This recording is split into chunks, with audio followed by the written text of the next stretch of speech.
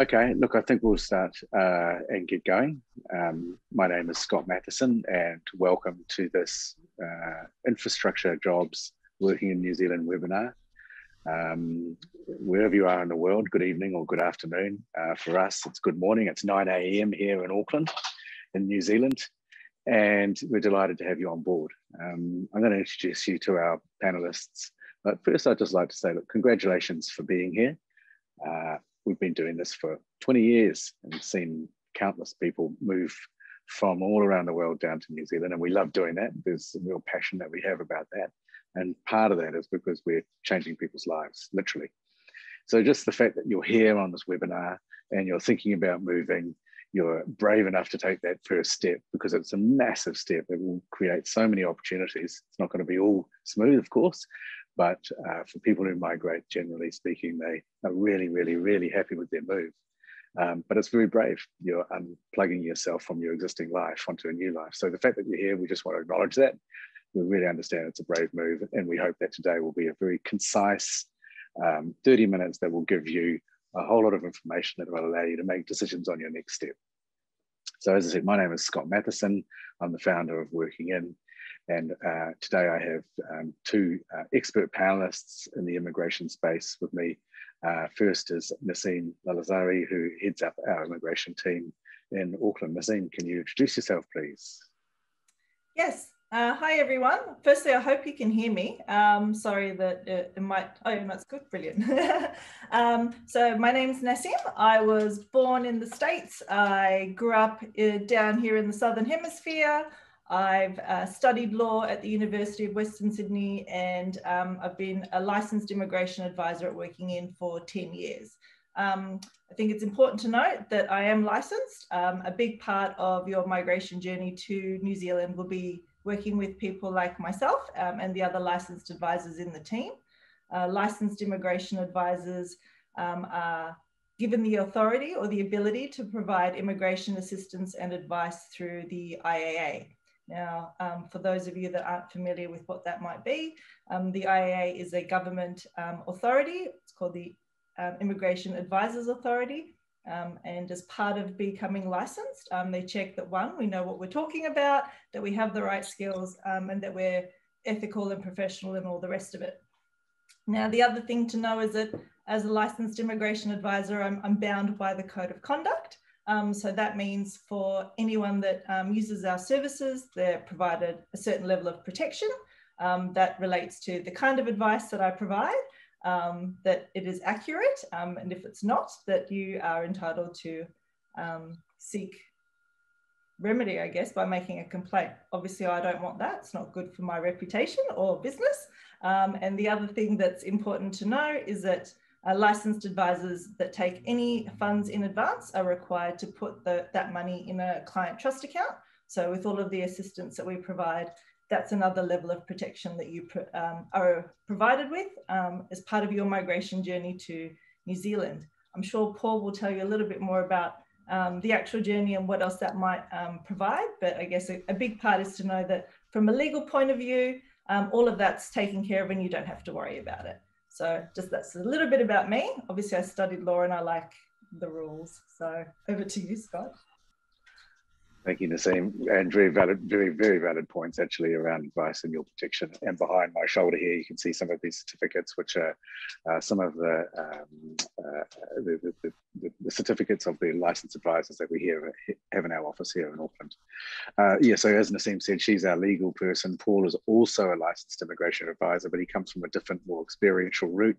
Paul, over in Stratford, isn't it, that you are at the moment? Please welcome yourself.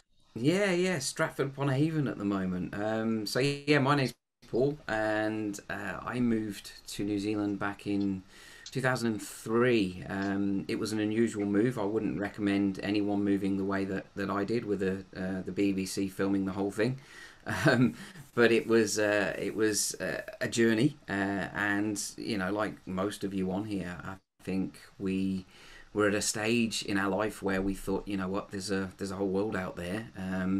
You know, why stay where we are, and why don't we go and experience somewhere overseas? And you know, just by narrowing it down, New Zealand sort of came top of that list because we were looking for a better lifestyle, and we did it eventually.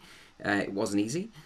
So myself, my wife, and the children and dogs and everything all shipped over to Tauranga on the east coast in the Bay of Plenty. Lived there for a while, then lived in Hamilton in the centre of the North Island, and then spent the last sort of 8-9 years in Auckland. All places were amazing, all offered a great lifestyle. So don't sort of rule out any city. You can have a good lifestyle wherever you go in New Zealand.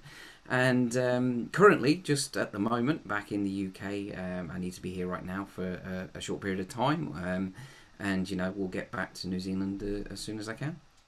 Fantastic. Thanks, Paul. Yeah, definitely an interesting journey, and someone who's got tremendous experience and helped thousands of people move to New Zealand. And we've been working with Paul since the early 2000s. And it's a pleasure to have him here helping you all.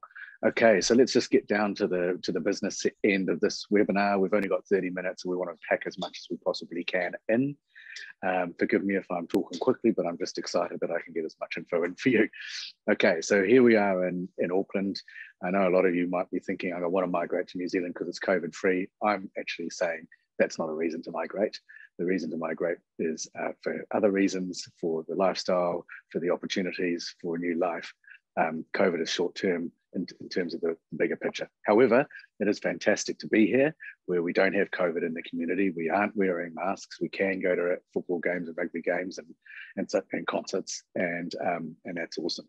COVID has also created a really interesting situation where, because our borders are closed, a lot of New Zealanders are coming back home. So New Zealand citizens are allowed to come into the borders, and some migrants can, depending on your job offer, and that's something that Nassim will talk about. Okay, but infrastructure is a key area where we are allowing people through the border. Okay, so what's actually happened is that with all these New Zealanders coming back home, our economy is actually doing really, really well. The government is pouring huge amounts of money into infrastructure anyway, just to get the economy going post-COVID, billions and billions and billions of dollars. And as a consequence, there are numerous projects that the government have identified that will enable workers from overseas to come in and help, because we've actually got a skills shortage. There might be a lot of Kiwis coming home, but they're not necessarily in the infrastructure game. So that's why we're here today, to talk to you about the opportunities around infrastructure and how you can get a job and a visa. There is a thing called the Catch-22 that Paul can talk to you about. And really it is, well, how do you get a job without the visa, and how do you get the visa if you can't get the job and if you're living overseas? So Paul, I know you've talked about this at length in the past. Can you take this, please? Yeah, it's the biggest hurdle that most people face immediately. I'm sure a lot of people on here, we've got a lot of people on here tonight, and many of them may have actually tried to apply for jobs in New Zealand, and the first thing you see is that most jobs advertised say that you need a visa or the right to work in New Zealand to apply for the job. So that puts you off straight away because you're wondering if the employer is even going to get back to you. Some of those jobs are advertised by people who aren't looking offshore, and so that's a hurdle as well. And the Catch-22 basically exists mainly because of the doubt or fear that's in an employer's mind around hiring from overseas. Employers spend a lot of time and money and effort in trying to recruit the right people, and when you're coming from overseas, there's a lot of perceived risk in the employer's mind. Are you eligible for a visa? Can you get the visa? When will you get the visa? What about your family? Can they come with you? How long, are you going to stay? How long is it going to take you to get to New Zealand? There's an endless list of doubts or fears in the employer's mind that your CV simply doesn't tell them. It doesn't remove those barriers. And the secret around the Catch-22 is removing the barriers for the employers. It doesn't matter how good your CV is.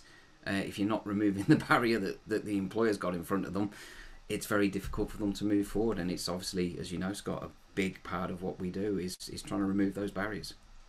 Yep, absolutely. Well, that's why we're called Working In.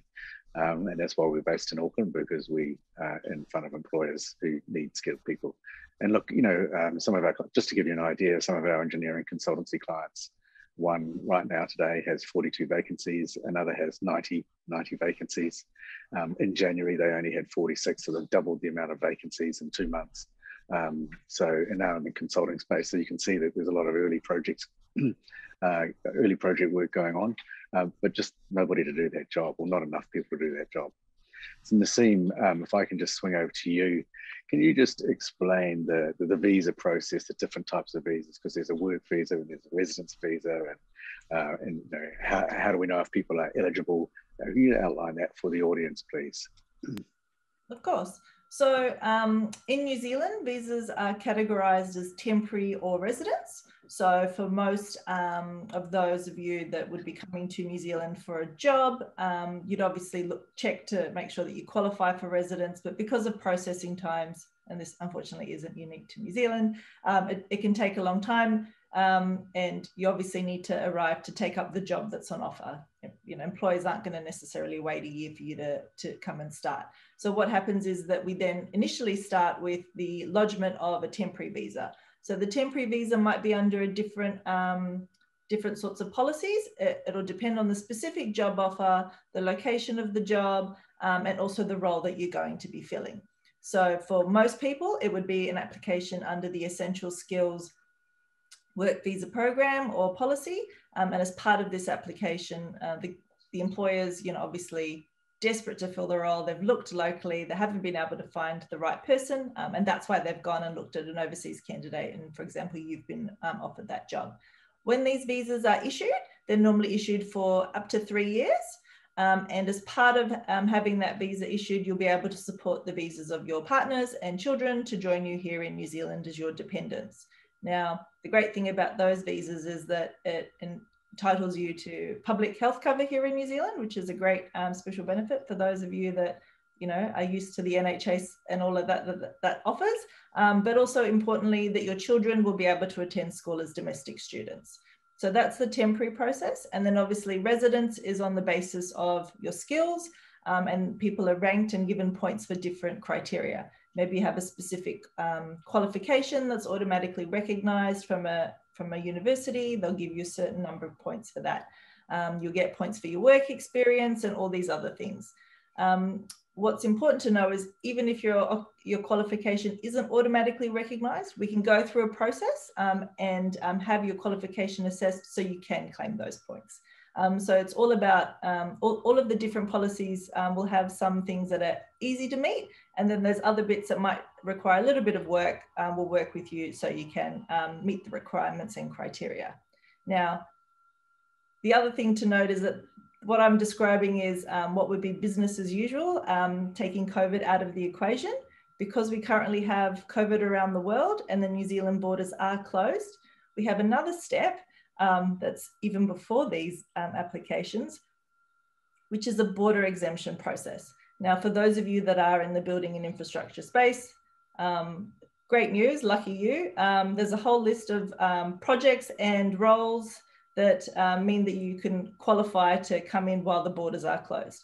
The government has identified that there is a very, very large need for our infrastructure projects to continue, just because it means that one, our economy is moving along, and government projects that have been in the pipeline can continue. And as part of that, there's a special part of some policy that they have announced and rushed through government that means that if you have a job on one of these projects, we're able to get you in under the border closures. So you get like a special VIP entry into the country. Red carpet. Okay, thank you. So Nassim, just to be clear, there's two types of visas. There's the work visa, which is also called the temporary visa or essential skills work visa. And that is linked to a job. So you need the job offer to get the essential work visa or the temporary visa, correct? Right, that's right. And that's quicker and faster to process because it's a temporary visa. It lasts 3 years. And at the same time you're applying for that, or once you've actually been issued that, we're recommending applying for residency. And then residency is based on either your employer, if they are accredited, or the amount of points that you have, which are made up of your qualifications, your age, your experience, etc. And so that's your residency, which takes a bit longer to get. So there's temporary and residency. Am I summarizing that? No, that's right. And yeah, unfortunately, just because of the time that residence takes, you're always going to be looking at a temporary application as well. Yeah, so how long is residency taking at the moment? So at the moment, they're allocating applications that were lodged in 2019 around May. So quite a wee while. Yesterday, Sophie, one of the licensed immigration advisors here, was like, woohoo, she announced that, one of the clients, quantity surveyor that, that she'd been helping for a couple of years, been in the country, just got, had a work visa, her residence has just come through. So yeah, it's quite a long wait, which is why the temporary has to be part of that process. So Paul, you must have seen a lot of people that are wanting to get residency, and they're a bit nervous. Well, this is going to take years, potentially, or up to 2 years. What's your advice to people who want to move to New Zealand? They can potentially be offered a job because they've got the skills and experience, but the residency might not follow them for a while. What's your recommendation there? Yeah, what's really important around that is to understand that you've got a route to residency, or have you got a route to residency. So don't just go blindly and accept a job that you see online and then go over on a temporary visa without knowing if you can actually get residence. It's a long way to, unless you're happy to move on a temporary visa and just do a few years in New Zealand, of course. So the first thing is to actually get it clarified what your visa options are, but don't wait and delay. A lot of people say, oh, hang on, if a visa takes, a residence takes years, how do I get a job offer if a residence takes years? An employer's not going to wait years for my residence visa. And that's, as Nassim's just pointed out, why we have a temporary visa, to get you there quickly once the job offer is secured, with the peace of mind that your residence is coming through in the background. And the reason that everyone should consider residence is residence gives you the freedom that you're moving to New Zealand for. With residence, you can open a cafe, you can go self-employed, you can keep doing the job that you're doing, of course. It just gives you that freedom, and when I look at my life now, it's awesome. I can live in New Zealand, Australia, and the UK just because I moved to New Zealand, 18 years ago, which is awesome. You wouldn't go to Australia though, would you? No, absolutely not. Come on. Yeah. It's nice to know I can, but no, I wouldn't. It's nice to know you can, and then that's a fair point. I mean, as you might have picked up, Nassim is Australian. She has full work rights in New Zealand, and New Zealanders have full work rights in Australia, and it is a benefit. But I think most people that move to New Zealand stay here because you get rooted down and you've chosen to be here. Also, it's an amazing place. So there's a huge amount of motivation to go to Australia once you've sort of arrived here. So Nassim, I just want to come back to the border exceptions, because I think that there's two phases to this. So some of the people that we're talking to now will want to come down quite soon. When we look at a sort of a normal graph of when people want to move to New Zealand, when we're talking to people in the UK or the US or wherever it might be, there's a small amount of people at the front part of the graph that want to move in the next 3 months. And then there's more in the sort of next 6 months, but the majority are in the next year. So maybe your target date for everyone who's listening is, say, March 2022. Well, it might be that the border exceptions is gone by that point and the borders are open again. So we don't really know. So we're dealing with the now, which is the border exceptions, and then we're dealing with the future. In terms of the residency though, because that's the key thing that Paul has talked about, and whether you actually qualify, what are you recommending that people do prior to anything? Well, I noticed that someone also just asked the question, what's the first step? Well, the first step is to actually get assessed and speak to a licensed advisor, myself or, someone else in the team, who can look at your circumstances and work out what your pathway is going to be. Now, based on what that is, we can say, right, you can come to New Zealand now with a job offer today, or you can come in a year's time or 2 years' time or whatever it might be. And this is what that process is going to look like. Now, if you don't know what that process is going to look like, you can't start. And so, as Paul said, it's good to know what your other options are, because then you can make an informed decision on the path that you're going to take. Most of the people that we assist with do want to come to New Zealand permanently to live here. It's not just Australians like me who decide that this is the best place on earth to live. There's the rest of you out there as well today. And so the first step is actually to get what we call a warrant of fitness. Paul can maybe explain what that's called in the UK or the equivalent. But yeah, it's a term used here in New Zealand to make sure that you're road ready and you can drive your car. But we look at it as a way of making sure that you're migration ready and that you've got the tools and you're ready to basically get cracking with the move down under. Yeah, look, and I think if I can just add into that, we would be recommending that you do that simply because not only does it save you money, because you're spending a small amount of money. It's about £250 to do this, and you'll get a full report about your pathway for the future. And so for those of you who unfortunately are not eligible, you find out then and there, oh gosh, I can't even move. So it kind of stops you from, I guess, dreaming about this or doing more research or spending more money. But also conversely, for those people who do qualify, it's very uplifting. It's very motivating, and it gives you a whole heap of momentum. And we see people who do these eligibility assessments and they're like, yes, I can make it. I can get residency. Let's go. And then they're off going and applying for jobs. And that's something that we're going to caution you on and say, whoa, please don't do that straight away. Paul, can you explain why? That's something that we really strongly do not recommend.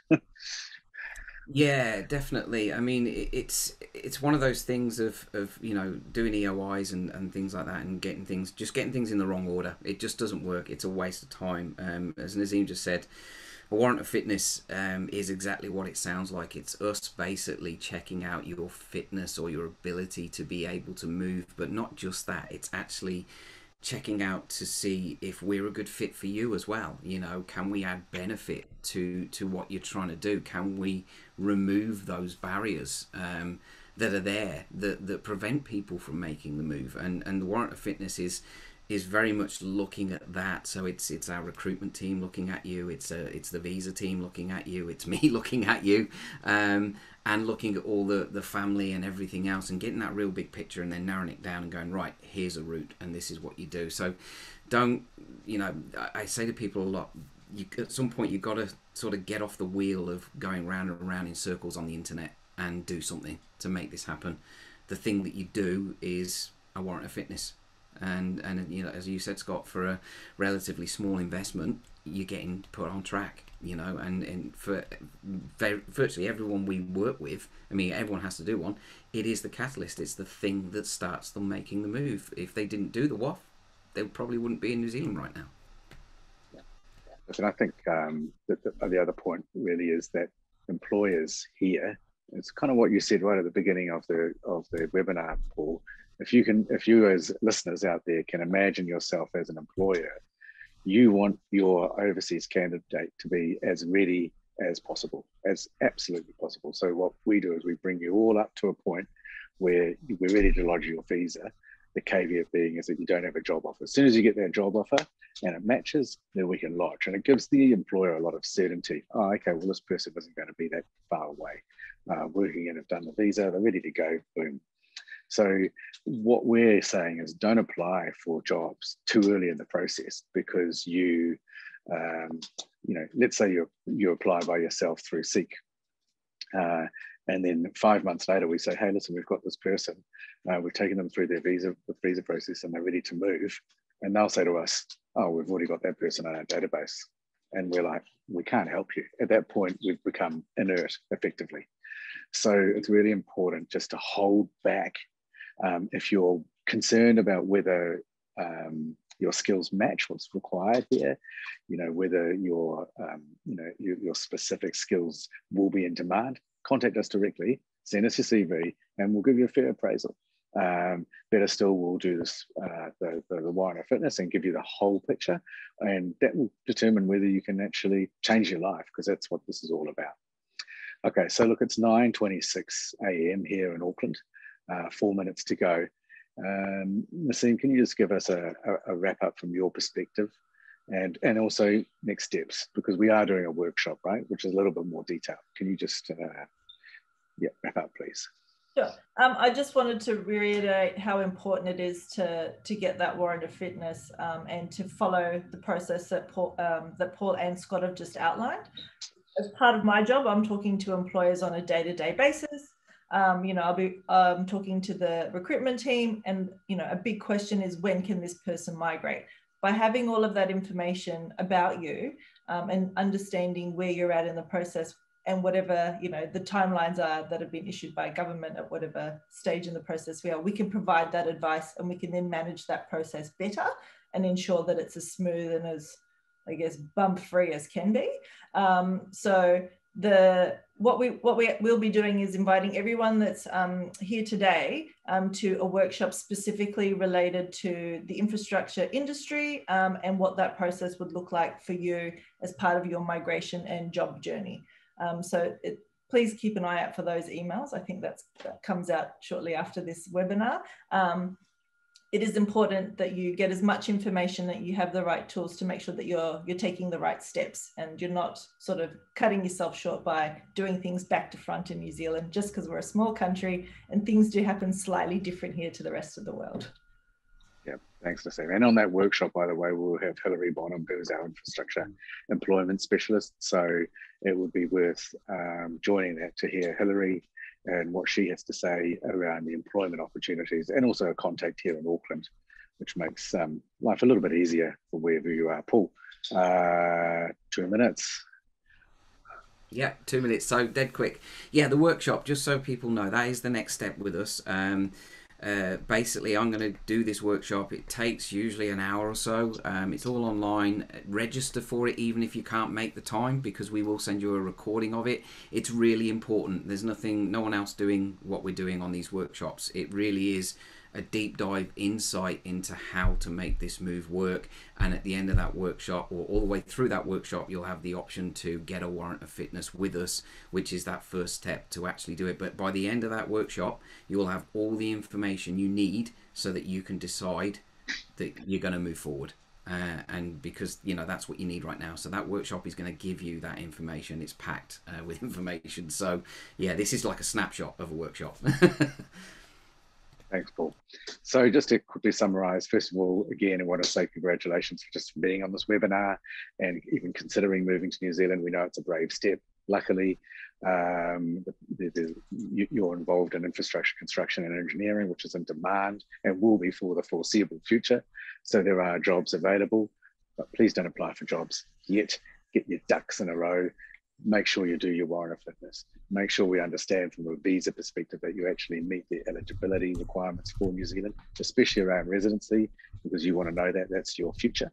And then come along to this workshop and talk to Hilary and Paul, or listen to them and find out what the opportunities are. In the meantime, we just want to wish you a very good evening and a really good afternoon. And thank you so much for joining us. It's a real privilege for us to talk to people and, you know, and be part of the beginning of your journey. So goodbye from us, and we hope to see you again. Thank you very much. Bye-bye. Bye. Cheers, guys. Bye.